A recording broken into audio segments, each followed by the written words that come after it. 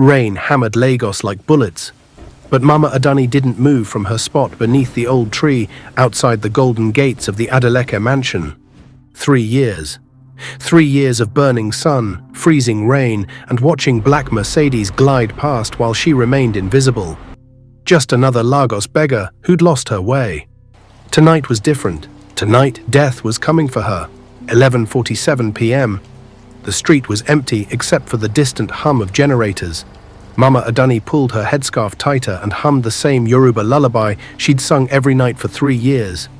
The same song she'd once sung to a baby who was stolen from her arms 42 years ago. Footsteps, not casual pedestrians. These were hunting steps. 3 figures emerged from the shadows, black hoodies moving together, faces hidden. The shortest one carried something that glinted in the streetlight. Every nerve in Mama Adani's body screamed, "Run!" But she couldn't, not when she was so close to the truth. The tallest man spoke first, built like a boxer, scars across his face. "Old woman, leave. Now."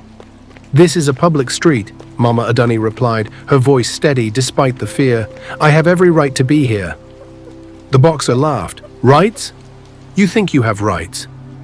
The short one stepped forward. Acid. The bottle in his hand contained acid, and the smell made her stomach lurch. "Orders are clear," the third man said. "Tonight you disappear." "Who sent you?" Mama Adani asked, though she already knew. "You know who. She's done being patient." They formed a triangle around her. The tree that had sheltered her became a trap. Mama Adani's hand touched the leather pouch around her neck. The faded photograph inside was her only proof. The truth they were trying to erase. "Please," she whispered, "I'm not asking for money. I just want to destroy a family with lies," the young one spat. "To ruin everything." The man with acid stepped closer. Dead eyes, killer's eyes. "Close your eyes. This'll hurt, but it'll be quick." Mama Adani didn't close her eyes. Instead, she began to sing. The lullaby rose from her throat, defiant and beautiful. The same melody she'd sung to her stolen son decades ago. The men hesitated, something unsettling about an old woman facing death with song instead of screams. "Shut up," the boxer growled. But her song grew louder. She thought of her son sleeping in that mansion, unaware his real mother was about to die meters from his window. The acid man raised his bottle. Roar! A motorcycle taxi exploded around the corner, headlight blazing. The teenage driver saw everything and immediately understood. "Help! Help! They killing woman for here!" He screamed in pidgin, laying on his horn. The attackers spun around. In that split second, Mama Adani tried to escape. The boxer grabbed her shoulder, crushing. As she twisted away, her foot caught a root and she crashed onto concrete. Crack. Old bones meeting stone. Pain exploded through her hip, shoulder, head. Blood trickled down her forehead. Her vision blurred and doubled. Everything on her left side went dim. "Get away from her," the taxi driver shouted, phone out, recording. But the 3 men had already vanished into shadows. Mission accomplished, even if not as planned. Mama Adani lay broken on the sidewalk. Left leg twisted, bone grinding when she moved. Partial blindness, head injury, but alive. "Mama, I go carry you hospital," the young driver said, kneeling beside her. "No hospital," she whispered through swollen lips. "Cannot afford." "Then where?" She looked at the mansion gates, where her son slept behind walls of wealth and lies. "Help me sit against the tree." "Mama, you need medical." "Help me sit." With gentle hands, he helped her lean against the old tree. Every movement was agony, but she endured. She had endured worse. As the taxi drove away, Mama Adani took inventory. Broken leg, blurred vision, blood from her forehead. But her hands worked, her voice carried. And the photograph was intact. She didn't know that the taxi driver had already uploaded his video to TikTok. "They try kill old woman for Banana Island, #justice, for grandma, #Lagos streets, #wicked people." She didn't know that within hours all of Nigeria would be asking, who was the woman at the gate and why did someone want her dead? All she knew was that she'd survived another night. Tomorrow she'd continue her vigil. Because behind those gates slept a man who deserved the truth about his birth, his mother, and the lie that shaped his life. As dawn painted Lagos pink and gold, Mama Adani closed her swollen eyes and hummed her lullaby again. Softer now, ribs aching but no less determined. 3 years as a healthy woman. Now she'd wait as a wounded one. And the only thing that changed was the price she'd pay for truth. And that price was everything. The video explodes, 7 a.m. The story jumped from TikTok to Twitter to Instagram to WhatsApp groups across West Africa. Hashtag Gatewoman trending in Nigeria, Ghana, Senegal. Comments flooded in. Who is this woman? Why silence her? 3 years at someone's gate. She knows something big. This is why poor people never get justice. Someone help this grandmother. Celebrities shared, bloggers posted, radio shows discussed. By noon, news crews descended on the mansion gates. They found Mama Adani exactly where she'd been for 3 years, except visibly injured, leg bent at an angle that made reporters wince. "Mama, what's your name?" asked Temi Osineke from Lagos Today TV. "Adani Okafor," she replied, voice hoarse but steady. "I've been waiting 3 years to speak with my son." "Your son lives here?" "My son lives here, but he doesn't know I'm his mother." The reporter's eyes widened, even by Lagos standards, extraordinary. "Can you explain?" Mama Adani looked directly into the camera, swollen face radiating dignity beyond circumstances. 42 years ago, my baby was stolen while I slept in hospital. They convinced the world he was their biological child. For 42 years, I searched. 3 years ago, I found him. But the woman who raised him will do anything, even murder, to keep truth hidden. Camera zoomed on her weathered face, capturing every line of pain and determination. But before she could reveal the name, before she could expose everything, a black SUV screeched to a halt beside them. Security guards poured out, pushing cameras away, creating chaos. "No more questions," they shouted. "Move along." As the news crew was forced back, Mama Adani looked directly into the camera one last time.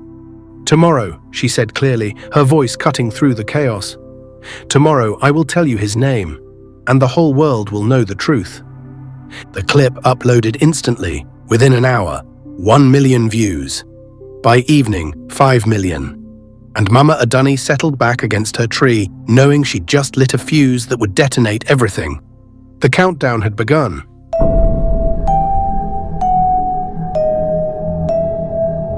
Inside the mansion, Dr. Babajide Adeleke sat in his silk pajamas, eating breakfast while scrolling through his phone. At 42, he was everything Lagos society expected from generational wealth. Harvard MBA, multiple business empires, a face that graced magazine covers as Nigeria's most eligible bachelor. His adoptive mother, Mrs. Funmilayo Adeleke, poured imported coffee from Bone, China, her movements precise and controlled. For 35 years, she had been the perfect matriarch, elegant, ruthless, untouchable. "Jide," she said casually, "there's been some commotion outside. Street beggars causing trouble for the news people." He replied without looking up, absorbed in stock market reports. Then his phone buzzed. A notification from his business manager. "Boss, you need to see this video. It's about your family." Curious, Babajide clicked the link. The video opened with Mama Adani's battered face filling his screen, blood on her forehead, swollen lips. But her eyes, something about her eyes made his coffee cup freeze halfway to his mouth. 42 years ago, she said to the camera, "My baby was stolen while I slept in hospital. They convinced the world he was their biological child." Babajide's breathing slowed. Behind him, Funmilayo had gone completely still. "For 42 years, I searched. 3 years ago, I found him. But the woman who raised him will do anything, even murder, to keep truth hidden." The cup slipped from Babajide's hands, shattering on marble floor. Coffee spread like blood across white stone. But the video wasn't finished. Security guards interrupted, chaos erupted, and then, the moment that would detonate everything. Mama Adani looked straight into the camera. "Tomorrow I will tell you his name, and the whole world will know the truth." The video ended. Babajide turned slowly to face the woman who'd raised him. Funmilayo's face had drained of all color. "Mom," he said quietly, "what is she talking about?" "Jide, she's clearly mentally ill. What is she talking about?" His voice echoed through the mansion. Staff froze in corridors. Birds stopped singing outside. For 42 years, Funmilayo had prepared for this moment. But now that it was here, her voice was ice-cold steel. "One signature, one whisper, and this ghost disappears forever," she said quietly. "Just like before." Babajide stared at her. "Just like before? What do you mean, just like before?" But Funmilayo had already turned away, reaching for her phone. Babajide's own phone exploded with notifications. The video was spreading like wildfire. Hashtag Gatewoman trending, news outlets calling, business partners texting frantically. He walked to his bedroom window. Below, he could see her, a small figure leaning against the old tree, surrounded by growing crowds of supporters. He'd walked past that tree thousands of times in 42 years, never once looked at her, never once wondered why she was there. But now, staring down at her broken form, something stirred in his memory, a melody. Faint, distant, but familiar. From the courtyard below, he could hear her humming. The same tune she'd hummed for 3 years, and for the first time in his life, Babajide found himself humming along. Why do I know that song? The thought hit him like a physical blow. He pressed his forehead against the window, that melody unlocking something buried deep in his mind. A woman's voice, gentle hands, the scent of cocoa butter on dark skin. His phone rang. Business partner. "Jide bro, Twitter is going insane. Check this thread. It's about to destroy everything." With trembling fingers, Babajide opened Twitter. The top thread was from a Nigerian detective explosive thread. "I've been investigating hashtag Gatewoman for 6 hours. What I found will end the Adeleke family." 1. The woman is Adani Okafor, 73, lost a baby boy in 1982 at Lagos Island Maternity Hospital. 2. That same year, Funmilayo Adeleke gave birth to Babajide Adeleke. But witnesses saw her at parties with a flat stomach just 3 months before his birth. 3/hospital records show baby Okafor disappeared from the maternity ward. The next day, baby Adeleke appeared in the wealthy wing with no birth records. 4/the doctor who delivered both babies, Dr. Marcus Webb. He fled Nigeria in 1983. Before dying last year, he confessed to a British priest about selling babies to rich families. I have the confession recording. 5/, look at these photos. Baby Okafor, left, and baby Adeleke, right. Same birthmark, same face. They're the same child. The thread had been retweeted 500,000 times in 2 hours. Babajide's hands shook as he scrolled through the photos. The birthmark on his shoulder, the distinctive crescent shape he'd had since birth, was clearly visible on both babies. His phone clattered to the floor. From downstairs came Funmilayo's voice, sharp and commanding. "Yes, tonight. Make it look natural. Heart attack, stroke, I don't care. But she cannot speak tomorrow." "And if she's already told people the name? Then we make sure no one believes her when she says it." Babajide sank onto his bed, the truth crashing over him like a tsunami. The woman outside wasn't just some random beggar with a story. She was his mother, his real mother. And the woman who'd raised him was planning to murder her. Again. Outside his window, Mama Adani began to hum her lullaby. The same melody that was now echoing in the deepest corners of his memory. And Dr. Babajide Adeleke, stolen child, living lie, billionaire built on bones, finally understood that tomorrow wouldn't just reveal a name. It would reveal the crime that created him. The internet explodes. By evening, hashtag baby thief had joined hashtag gatewoman as trending topics across Africa. The photos comparing baby Okafor and baby Adeleke had been shared 50 million times. International media descended like locusts. CNN, Nigerian billionaire's identity crisis goes viral. BBC, the stolen baby scandal gripping Africa. Al Jazeera, digital detective work exposes 42-year cover-up. But the most devastating content came from TikTok. A video from at Lagos Gossip Queen showed side-by-side photos of Mama Adani in 1982 and Babajide today. Guys, look at these eyes, look at these cheekbones. This is not coincidence. This woman is his mother and they tried to kill her for it.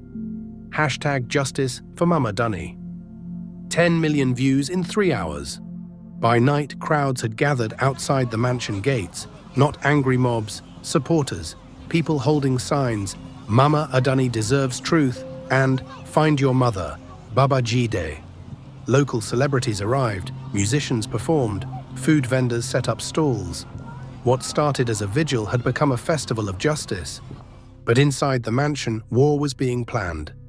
Funmilayo sat in her study, surrounded by men in expensive suits with dead eyes. The situation has evolved beyond containment, said the lead assassin. Half of Africa is watching now. Then we get creative, Funmilayo replied, her voice like winter. Accidents happen, even to viral sensations.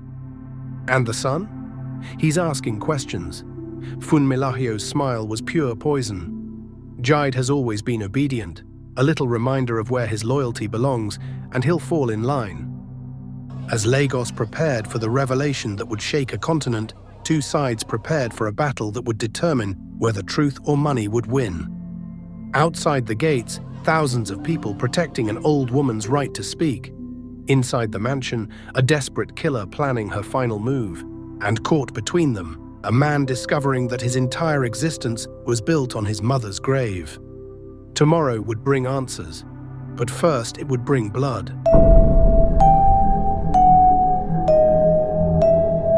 Dawn broke over Lagos like a war cry. By 6 a.m., over 50,000 people had gathered outside the Adeleke mansion. The crowd stretched for 6 blocks, a sea of humanity united by one burning question. What name would Mama Adani speak today? International news crews had arrived overnight. BBC's lead Africa correspondent stood before cameras. In 30 years of journalism, I've never seen anything like this. An entire continent has stopped to watch an old woman speak a single name. Inside the mansion, Baba Jide hadn't slept. He sat by his window, staring down at the woman who might be his mother. Every few minutes, their eyes would meet across 42 years of lies. A knock at his door. Funmilayo entered without waiting for permission. "We need to talk," she said. "Do we? Or do you need to explain why you've been lying to me for 42 years? Everything I did for you, to give you the life you deserved. You stole me. I saved you." Funmilayo's voice cracked. "Look at her down there, broken, bleeding, begging. Is that the life you wanted? I gave you everything, education, wealth, respect. I made you into a king. You made me into a lie. A beautiful lie. A lie that built empires, that changed the world, that's enough." The voice came from the doorway. A young girl, maybe 12, stood holding a microphone. "Who are you?" Funmilayo demanded. "I'm Kemi Adeleke," the girl replied calmly, "Baba Jide's daughter, and I've been live streaming this entire conversation to my TikTok. 2.3 million people just heard you confess to stealing a baby." The blood drained from Funmilayo's face. "You little—" "Grandma," Kemi said sweetly, "the whole world knows now. Maybe it's time to stop lying." Baba Jide stared at his daughter in shock. "Kemi, what are you—" "Dad, I've been watching that woman for weeks. When the video went viral, I saw her eyes. Really saw them." Kemi held up her phone. "Look at this comparison I made. Her eyes, your eyes, my eyes. We're family, Dad. She's my grandmother." The live stream exploded with comments. "Kemi is exposing everything. The child has more courage. This family is imploding, Liv." Funmilayo lunged for the phone, but Kemi was too quick. "Don't worry, Grandma. It's too late. The truth is already out there." The sound of 1,000 voices rose from below. "Mama Adani! Mama Adani, tell us the name." Baba Jide looked at his fearless daughter, then at the woman who had raised him with love and lies, finally at the broken figure by the tree. "I'm going down there," he said quietly. "No." Funmilayo grabbed his arm. "Think about your reputation, your businesses." "Mom," he said gently, using the word one last time, "I love you. But you can't bury the truth anymore." He walked toward the door, Kemi beside him, the live stream still rolling. "Jide," Funmilayo's voice was desperate. "If you do this, you'll lose everything." Baba Jide paused. "Maybe, but I'll gain something more important. What? My mother. The walk to truth. The moment Babajide stepped outside, the crowd erupted. 50,000 voices screaming, phones raised like digital torches, cameras zooming from every angle. He walked slowly down the marble steps. Beside him, Kemi narrated for her viewers. We're walking to meet my real grandmother. Dad's about to learn the truth. This is history, guys. The crowd parted like the Red Sea. As Babajide approached the old tree, Mama Adani struggled to stand despite her broken leg. 20 feet apart, 10 feet, 5. Face to face, the billionaire son and the beggar mother, separated by 42 years of stolen time. The resemblance was undeniable. Same dark eyes, same jawline, same stubborn shoulders. Mama, Babajide whispered, Adani's eyes filled with tears. Babajide, my beautiful son. The crowd fell silent. Even helicopters seemed to pause. Is it true? He asked, though he already knew. Am I really your child? You are the baby I carried for 9 months, the child I sang to sleep every night. But then Babajide hesitated. Something Funmilahyo had said gnawed at him. Why didn't you tell me sooner? Why wait 3 years to say anything? Pain flashed across Mama Adani's face. Because I was afraid you wouldn't believe me. You were rich, powerful, loved. I was just an old woman with no proof except a birthmark and a mother's heart. What birthmark? Show them, my son. The crescent on your left shoulder. With trembling hands, Babajide pulled off his shirt. There, exactly as she described, was the crescent-shaped birthmark that had puzzled him his entire life. The crowd gasped. Cameras zoomed in. The image spread across every platform on Earth. I traced that mark with my finger when you were a baby, Mama Adani whispered. I kissed it every night. Babajide stared at the proof he'd carried for 42 years without understanding. Kemi stepped forward, still live streaming. Grandma Adani, tell them Dad's real name. Mama Adani looked into the cameras. His birth name is Adebayo Okafor, born March 15, 1982 at 3:17 a.m. I was 17, he weighed 7 pounds, 2 ounces, and he was mine. What was his first word? Kemi asked. Mama Adani's face lit up. Mama. He was 7 months old, reached for me and said, Mama, clear as day. Without warning, Babajide dropped to his knees. 42 years of lies crumbled. He pulled his real mother into his arms, and for the first time since he was a baby, Aduni Okafor held her son. They sobbed together, beautiful tears that washed away decades of separation. The crowd wept with them. I'm sorry, Babajide whispered. I'm so sorry you had to wait. You're here now, she whispered back. My son is finally home. Inside the mansion, Funmilahyo watched her world implode. On her laptop, 50 million viewers and climbing. #TruthWins trending in 47 countries. Her phone rang constantly. Business partners, board members, society friends all distancing themselves. The Adeleka empire was collapsing in real time. But worse than financial ruin was losing Babajide to the woman she'd tried to erase. A sound at her door. Not police, not yet. Her personal security chief, Marcus. Mom, we need to move fast. I can have the old woman disappear in the chaos. One shot from the crowd, blame it on protesters. No, Funmilahyo said, her mind racing. Too obvious now, but there's another way. She grabbed her laptop, fingers flying across the keyboard. If she couldn't silence Mama Adani, she'd destroy her credibility.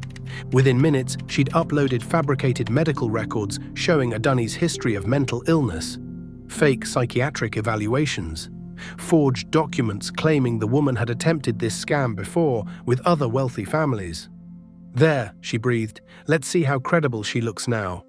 But as she hit publish, her bedroom door burst open. Lagos State Police flooded in, led by Detective Inspector Amina Hassan. Mrs. Funmilahyo Adeleke, you're under arrest for kidnapping, fraud, and conspiracy to commit murder. Wait, Funmilahyo shrieked, lunging for her phone. You don't understand. I have proof she's lying. I have documents. Mom, we've been monitoring your digital activity. Creating false evidence is another charge. As handcuffs clicked around her wrists, Funmilahyo's last desperate card was played. "He's mine," she screamed toward the window. "I raised him. I loved him. That woman is nothing." Her voice carried across the courtyard. Below, Babajide looked up at the window where his adoptive mother was being arrested, her face twisted with desperate fury. 42 years, Detective Hassan said quietly as they led Funmilahio away. "You kept this lie alive for 42 years." But as the police car doors slammed shut, Funmilahio's eyes met those of a man in an expensive suit standing at the edge of the crowd. He nodded once, then melted back into the sea of people. The arrest had been broadcast live. Justice appeared served. The truth had won. But in the shadows, other forces were already moving. Powerful people with their own secrets to protect. People who couldn't afford to let this investigation dig any deeper. As 50,000 voices began singing Mama Adani's lullaby in perfect harmony, a new threat was already being born. Because some truths are too dangerous to stay buried, and some people will kill to keep them that way. That evening, as the crowds finally dispersed and the news crews packed their equipment, a single text message arrived on Babajide's phone from an unknown number. "Congratulations on finding your mother. But if you think Funmilahio worked alone, you're about to learn how naive billionaires can be. The baby trade didn't end in 1982. It's bigger now, and you just painted a target on everyone you love. Sweet dreams, Adebayo." The message deleted itself 3 seconds after he read it. Outside his window, Mama Adani slept peacefully under the old tree for the first time in 3 years, finally reunited with her son. She had no idea that finding him had just put both their lives in mortal danger.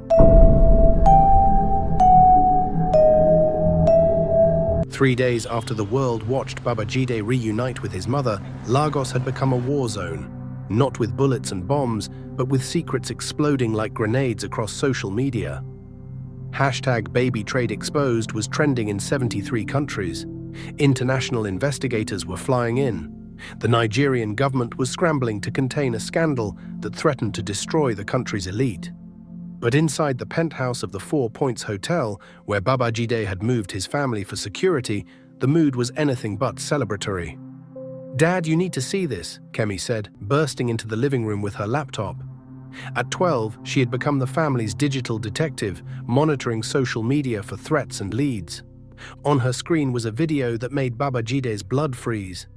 Hospital security footage from 1982 showing a woman who looked exactly like Funmilahio walking out of Lagos Island maternity with a baby in her arms. But the timestamp showed she had done this not once, but 7 times over 6 months. 7 babies, Babajide whispered. "It gets worse," Kemi said, her young voice trembling. "Look at the comments." The video had exploded across TikTok with a caption, "Funmilahio didn't just steal 1 baby. She was running a whole operation. How many families were destroyed?" Comments poured in from across Africa. "My brother disappeared from the hospital in 1983. Same woman in the footage. This woman took my cousin. We've been searching for 38 years. She didn't work alone. There's a whole network. Check every rich family in Lagos. How many adopted kids are really stolen?" Mama Adani, who was resting on the sofa with her leg elevated, reached for her son's hand. "Babajide, there's something I need to tell you. Something I've been afraid to say." "What is it, Mama?" "You weren't the only baby stolen that night. There were others, many others, and some of them..." Her voice broke. "Some of them went to families even more powerful than the Adelekes." Before Babajide could respond, his phone rang. The caller ID showed unknown, but something told him to answer. "Hello?" "Mr. Okafor." The voice was disguised, electronically altered. "Or should I say Adebayo? You've caused quite a stir. Who is this?" "Someone who knows exactly how deep this rabbit hole goes. Meet me at the National Archives in 1 hour. Come alone, or your mother dies tonight." The line went dead. Babajide looked at his family, his daughter, his real mother, his own truth still fresh and fragile. The anonymous text from 3 days ago had been right. Finding his mother hadn't ended the story. It had started a war. "I have to go," he said quietly. "No." Kemi grabbed his arm. "Dad, it's obviously a trap." Maybe, but if there are other families out there, other stolen children, other mothers still waiting. He looked at Mama Adani. I can't ignore this. Mama Adani nodded slowly. Go, my son, but promise me you'll come back. I just found you. I can't lose you again. I promise, Mama. But as Babajide left the hotel, he had no idea he was walking into the biggest scandal in African history. The National Archives building stood like a fortress in central Lagos, its walls holding centuries of Nigeria's most closely guarded secrets. At 3 p.m., it was nearly empty, except for a few researchers and security guards. Babajide walked through the echoing halls, every footstep amplified by marble and fear. He found the meeting location, Reading Room C, deep in the building's heart. A figure sat in the corner, face hidden by shadows and a medical mask. Male, elderly, hands that shook with age or nerves. Sit, the man said without looking up, and prepare yourself for the truth that will destroy everything you thought you knew about this country. Babajide sat across from him. Who are you? Dr. Emmanuel Ogundipe. I was the head of pediatrics at Lagos Island Maternity from 1980 to 1985. I was also the man who documented every baby that was stolen. He slid a thick manila folder across the table. Open it. Inside were hundreds of photographs, babies, medical records, adoption papers. But more chilling were the handwritten notes documenting a systematic operation that spanned decades. The baby trade, Dr. Ogundipe said quietly. It wasn't just Funmi Hio. She was a small fish in an ocean of monsters. The documents showed a network that reached into the highest levels of Nigerian society. Politicians, business leaders, celebrities, all had adopted children through a black market operation that stole babies from poor families and sold them to the wealthy. Funmi Hio bought you for 50,000 naira, Dr. Ogundipe continued, but Senator Adebayo bought 3 children for 200,000 each. Governor Okonkwo bought twins for $500,000. The operation generated billions over 2 decades. Babajide's hands shook as he turned pages. Names he recognized, faces from magazine covers, leaders he'd admired, all of them part of a trade that turned children into commodities. Why are you showing me this? Because the operation never stopped. It evolved, got smarter.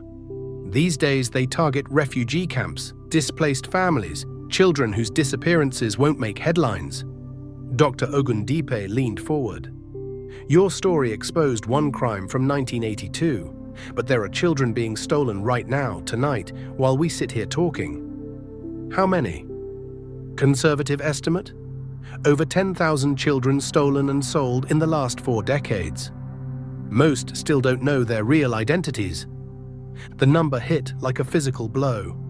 10,000 families destroyed, 10,000 children living lies, 10,000 mothers like Mama Adani waiting outside gates that would never open. What do you want from me? Dr. Ogundipe stood, his elderly frame trembling with emotion. I want you to help me destroy them all. I've spent 40 years collecting evidence, documenting crimes, waiting for someone with enough power and platform to expose the truth. He gestured to the folder. You have 72 hours before they silence me permanently. Use your influence, your daughter's social media following, your mother's story. Expose them all before they can cover their tracks. And if I don't, then this conversation never happened. I disappear, the evidence vanishes, and thousands more children get stolen while the world looks the other way. As Dr. Ogundipe walked toward the exit, he paused. Oh, and Mr. Okafor? Check the news tonight. They're already moving to discredit your mother. Character assassination is their first line of defense. The old man vanished into the shadows, leaving Babajide alone with a folder full of secrets that could topple governments. By 6 p.m., Babajide understood what Dr. Ogundipe meant. The smear campaign was vicious and coordinated. Suddenly, leaked documents appeared online showing Mama Adani's supposed history of mental illness. Videos of her acting erratically in markets. Testimonies from neighbors claiming she had tried this scam before with other wealthy families. The hashtags shifted overnight. Hashtag scammer mama, hashtag fake grandmother, hashtag mentally ill woman, hashtag Adani lies. Fake news websites published detailed articles about her documented history of delusions. Social media bots amplified every negative story. Within hours, public opinion began to shift. Comments that had supported her now turned cruel. I knew she was lying. No real mother would wait 3 years. She's clearly mentally ill. Babajide got scammed. Rich people get taken advantage of by professional scammers all the time. Where's the DNA test? Where's the real proof? But Kemi was watching it all unfold with the digital native instincts of her generation. "Dad," she said, live streaming to her now 50 million followers, "this is classic misinformation warfare. Look at the coordination, look at the timing, look at the bot account spreading these lies." She held up her phone, showing the analytics. "These attacks started exactly 30 minutes after you left for your meeting. Someone knew where you were going and triggered this the moment you walked into that building." Her live stream exploded with support. "Kemi is right. This is too coordinated. The timing is suspicious. They're trying to destroy Grandma Adani. We see through the lies." But the damage was spreading faster than the truth could catch up. By 8 p.m., major news outlets were running stories questioning Mama Adani's credibility. By 10 p.m., business leaders were calling Babajide to distance themselves from the scandal. By midnight, death threats were pouring in from anonymous accounts. Sitting in their hotel suite, surrounded by printouts of Dr. Ogundipe's evidence, Babajide faced an impossible choice. He could release the documents and expose a conspiracy that would destroy some of Nigeria's most powerful people. But doing so would paint an even bigger target on his family's backs. Or he could stay silent, protect his loved ones, and let thousands of other families suffer in the shadows. "What are you thinking?" Mama Adani asked, noticing his torment. "I'm thinking about all the other mothers out there, still waiting, still hoping, still believing their children will come home. And I'm thinking that maybe some fights are worth the risk." Kemi looked up from her laptop. "Dad, if you're going to do this, we need to be smart. These people have unlimited resources. They can buy politicians, silence witnesses, control narratives. Then how do we fight them?" "With the one thing they can't control," she said, holding up her phone. "The internet, social media, the people." She began typing furiously. "We don't just release the documents, we turn it into a movement. We make it bigger than any one family or any one story. We make it about every stolen child, every broken family, every lie that built a fortune." What are you thinking? #StolenChildren. A hashtag that invites every affected family to share their story. Photos of missing children. DNA test offers for anyone who suspects they might be stolen. A digital movement that spreads faster than any smear campaign. Mama Adani smiled despite the danger. "My granddaughter is wise. Truth spreads faster than lies when the people are listening." "But once we start this," Babajide warned, "there's no going back. These people will come after us with everything they have." "Dad," Kemi said simply, "they're already coming. At least this way, we fight back." At 11:47 p.m., exactly 3 days after the first threat, Babajide made his decision. He opened his social media accounts and began typing a message that would be seen by 200 million people within 24 hours. "3 days ago, I found my real mother. Tonight I learned she wasn't the only one stolen. For 40 years, powerful people in this country have been stealing children and selling them to the highest bidder. I have the proof. I have the names.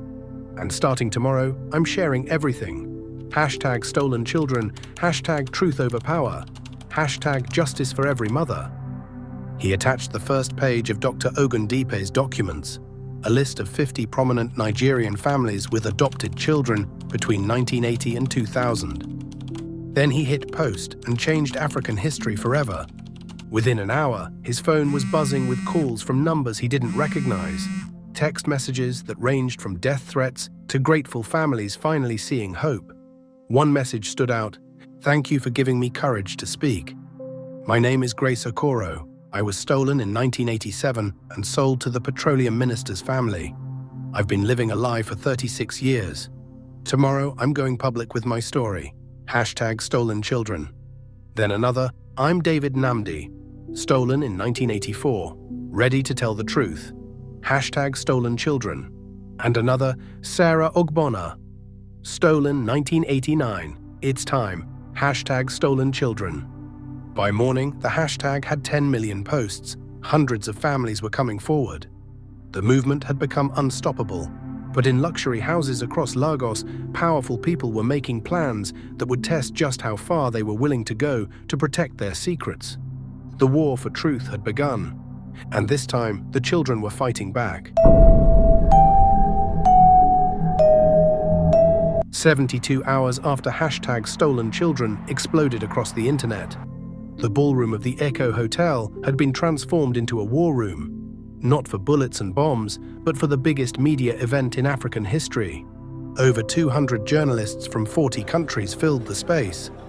CNN, BBC, Al Jazeera, and every major African outlet had cameras trained on a simple stage where the truth would finally have its day. But this wasn't just a press conference. This was a reckoning. Backstage, Babajide paced nervously as makeup artists prepared the speakers.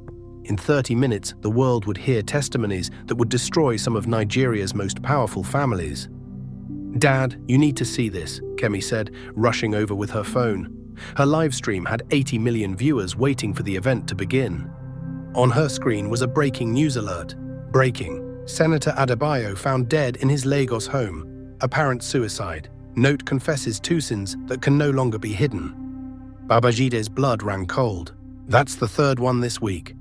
Since the #StolenChildren movement exploded, 3 prominent politicians had died under suspicious circumstances.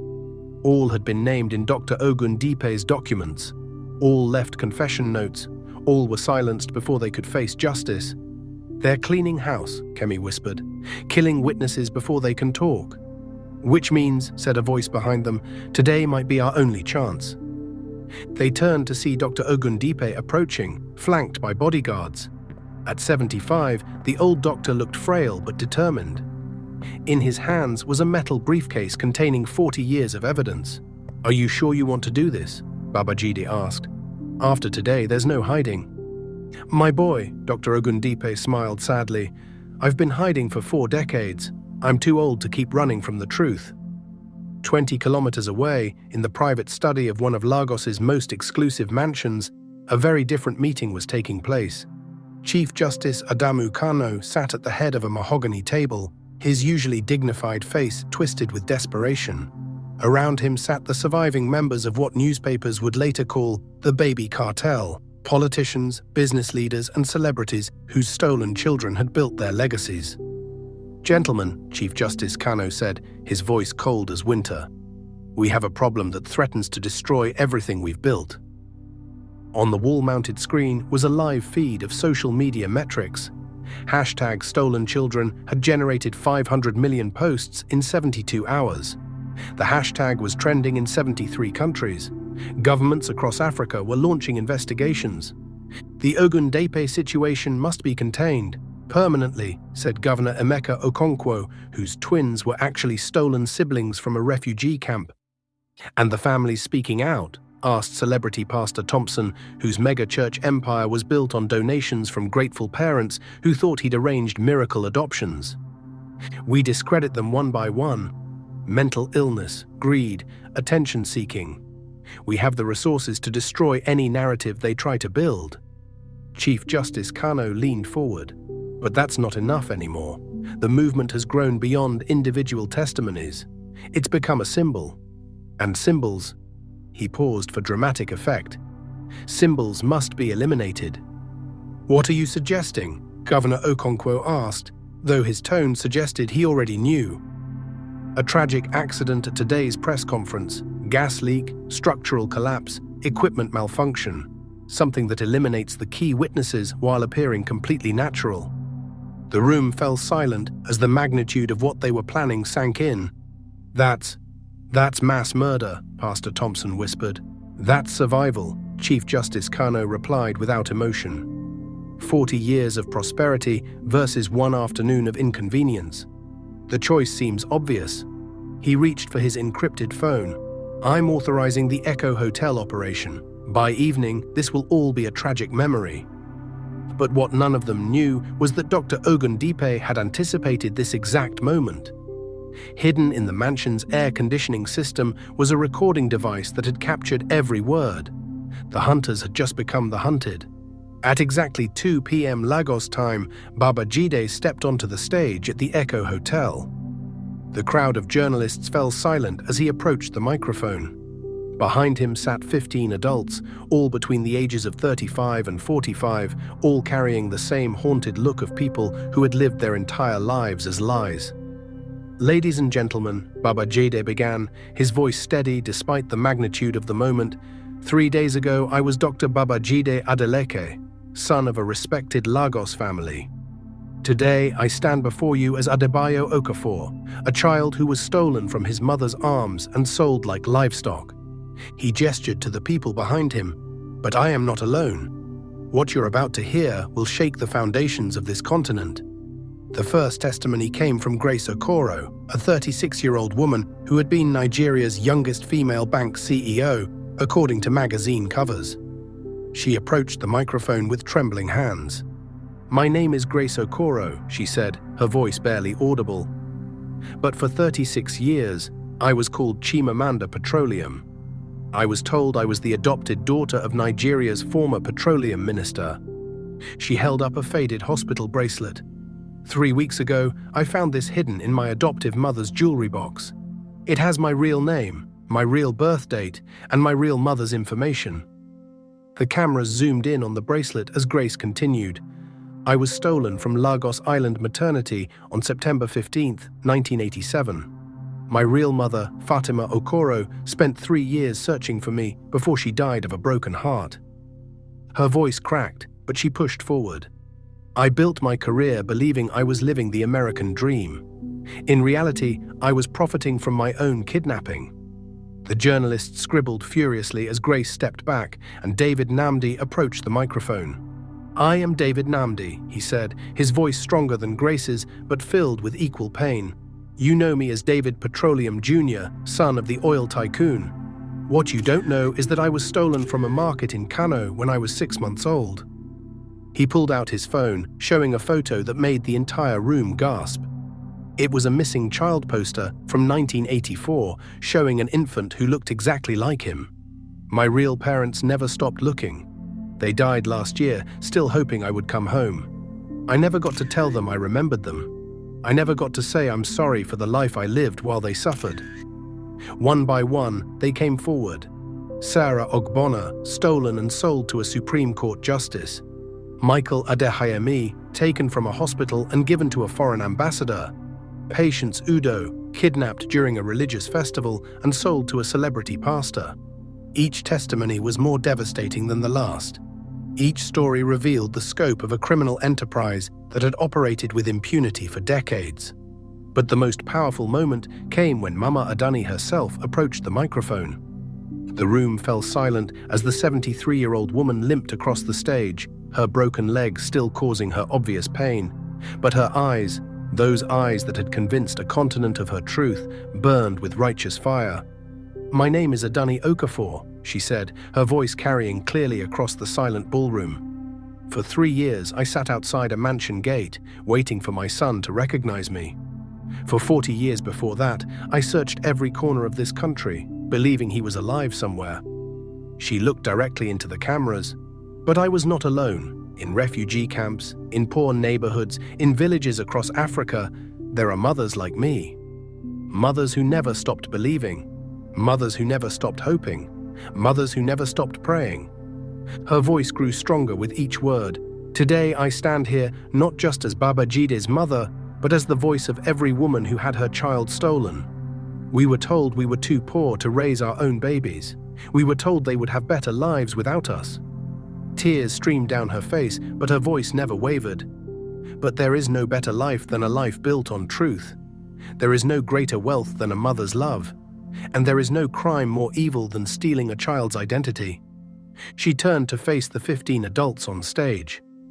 "My children," she said, addressing not just Baba Jide but all of them, "you were not abandoned. You were not unwanted. You were stolen. And today, the world knows the truth." The room erupted in applause that lasted 7 minutes. Hardened journalists wept openly. Camera operators zoomed in on faces in the crowd, other adults who were beginning to recognize themselves in these stories. But as the applause died down, Kemi burst onto the stage with her phone in hand. "Dad," she screamed, her young voice cutting through the celebration. "We need to evacuate, now." "What's wrong?" Babajide asked, pulling his daughter close. "I've been monitoring police frequencies," Kemi said, her fingers flying across her phone screen. "There's a gas truck parked outside. It's been there for 20 minutes, but the driver left. And look at this." She showed him live footage from her drone, which she'd been using to monitor security around the hotel. The gas truck was positioned directly under the ballroom, and a small device attached to its side was blinking red. "It's a bomb," she whispered. "They're going to kill everyone here." For a moment, the magnitude of the threat paralyzed Babajide. 200 journalists, 15 stolen children, his mother, his daughter, all about to die because powerful men couldn't accept the truth. But then Dr. Ogundipe's voice cut through his panic. "Everyone listen to me. We need to evacuate immediately. This building is not safe." Chaos erupted as 200 people tried to leave at once. Journalists grabbed their equipment, camera crews rushed for exits, security guards tried to maintain order while moving everyone towards safety. But Mama Adani couldn't move fast enough. Her broken leg made her too slow for the panicked evacuation. "Go," she told Babajide. "Save yourselves." "I'm not leaving you, Mama," he replied, scooping her into his arms. "I lost you once. I won't lose you again." As they reached the hotel lobby, Kemi's phone buzzed with an emergency alert. But this time it wasn't a threat.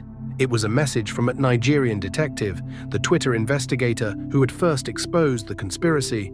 "Package delivered. Check your secure email. The audio files will destroy them all. Hashtag justice for stolen children." Babajide looked at his daughter in amazement. "Audio files? Remember Dr. Ogundipe's briefcase?"